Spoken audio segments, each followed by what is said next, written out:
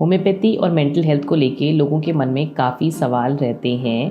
3 जो मेन सवाल हैं उसमें से पहला ये होता है कि क्या होम्योपैथी से मानसिक बीमारियां यानी जो मेंटल हेल्थ इलनेसेस हैं उनका इलाज संभव है। दूसरा सवाल ये होता है कि अगर इलाज संभव है तो कौन सी ऐसी बीमारियां हैं जो कि होम्योपैथी से ठीक हो सकती हैं। और तीसरा सवाल ये आता है कि कौन लोग हैं जो होम्योपैथी की दवाइयाँ ले सकते हैं, किसको वो दवाएं सूट करेंगी। तो इन तीनों बातों पे आज डिटेल में डिस्कशन करेंगे। Let's start. Hello everyone, I am doctor सारा मलिक। मैं एक होम्योपैथिक साइकेट्रिस्ट हूँ। मैंने BHMS करा है और उसके बाद स्पेशलाइजेशन साइकेट्री में करा है और अब मैं अपने क्लिनिक पे और ऑनलाइन एज अ मनोरोग चिकित्सक साइकेट्रिस्ट की तरह प्रैक्टिस कर रही हूँ। पहला सवाल ये है कि क्या होम्योपैथी में मेंटल हेल्थ प्रॉब्लम यानी मानसिक बीमारियों का इलाज है। तो इसका जवाब है हाँ। आई एम श्योर बहुत से लोगों को ये नहीं पता होगा कि डॉक्टर सैमुअल हैनेमन जो होम्योपैथी के फाउंडर थे, उन्होंने हमेशा से emotions, mental health, mental symptoms को ख़ास फोकस किया।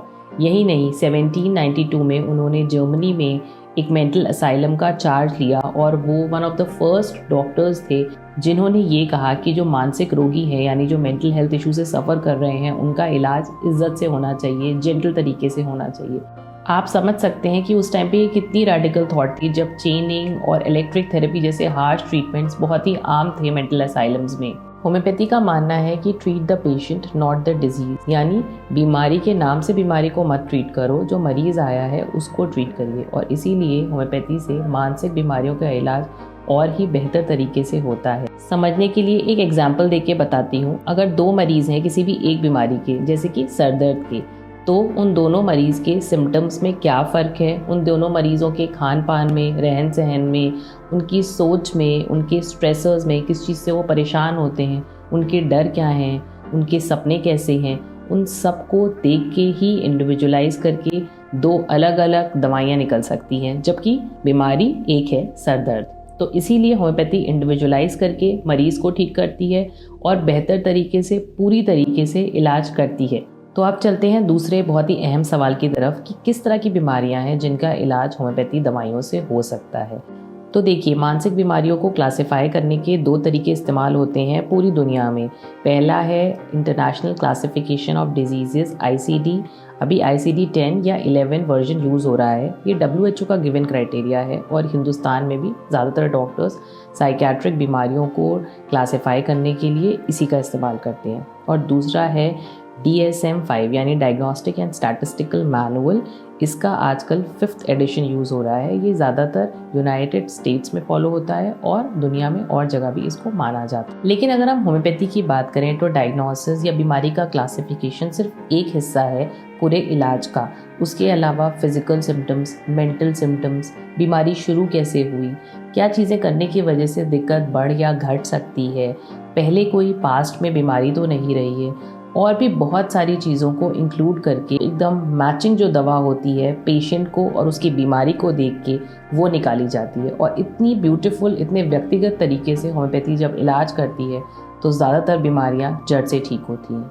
अगर मैं बीमारियों का नाम लेके बताऊं तो होम्योपैथी में एंजाइटी, डिप्रेशन, OCD, बहुत तरह के phobias, sleep problems, sexual disorders, eating disorders और बच्चों के न्यूरोलॉजिकल कंडीशंस, डेवलपमेंटल डिसऑर्डर्स जैसे कि ADHD, ऑटिज़म, कंडक्ट डिसऑर्डर का बहुत ही अच्छा और बहुत ही सटीक इलाज है। अब हम आते हैं वीडियो के तीसरे सेक्शन पे कि कौन ऐसे लोग हैं जो होम्योपैथी दवाइयाँ ले सकते हैं। तो देखिए, आप 3 कैटेगरीज में से एक कैटेगरी में फॉल कर सकते हैं। पहले तो वो लोग हैं कि जिनको कुछ सिम्टम्स आ रहे हैं लेकिन अभी बीमारी डायग्नोज नहीं हुई है, पता नहीं है कि आखिर दिक्कत क्या है। तो ऐसे केसेस में आप दवा लेके अपनी बीमारी को शुरुआत में ही बिल्कुल ठीक कर सकते हैं। होम्योपैथी सेफ है, कोई साइड इफ़ेक्ट्स नहीं है और जड़ से प्रॉब्लम सॉल्व कर देगी।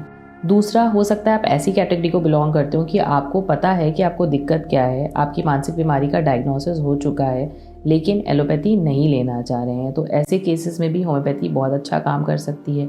आपको साइड इफ़ेक्ट्स नहीं होंगे, कोई भी नशा नहीं होगा और दवा अभी शुरू हो जाएगी तो बहुत जल्दी ही आपको आराम आने के चांसेस होते हैं।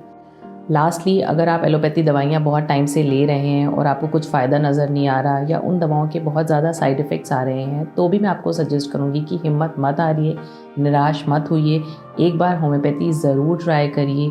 मैं आपको गारंटी के साथ कह सकती हूँ कि आपको फ़ायदा होगा और बहुत चांसेस हैं कि आपकी अंग्रेज़ी की दवा की डोज़ कम हो जाएगी।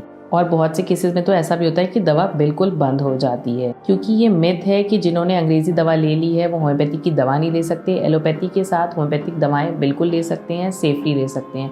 दोनों का एक दूसरे के एक्शन पे कोई फर्क नहीं पड़ेगा। देखिए, अगर आप किसी भी मानसिक बीमारी से गुजर रहे हैं, किसी भी समस्या से गुजर रहे हैं, तो प्लीज़ चुपचाप मत बैठिए, अपने इमोशंस को सप्रेस मत करिए। मानसिक बीमारियों का पक्का इलाज होम्योपैथी से संभव है। एक बार ज़रूर होम्योपैथी को ट्राई करिए। बस ध्यान ये रखना है कि एक क्वालिफाइड होम्योपैथ को चुनिए जो कि क्लासिकल तरीके से, व्यक्तिगत इंडिविजुअलाइज तरीके से आपको ट्रीटमेंट दे। आपकी कोई भी डाउट्स हैं, कोई भी क्वेरीज हैं, तो आप मुझे कमेंट सेक्शन में लिख के ज़रूर बताइए। मैं पूरी कोशिश करूँगी कि आपके डाउट्स का आंसर करूँ। आपकी सेहत और सुकून के लिए मैं हमेशा आपके साथ हूँ।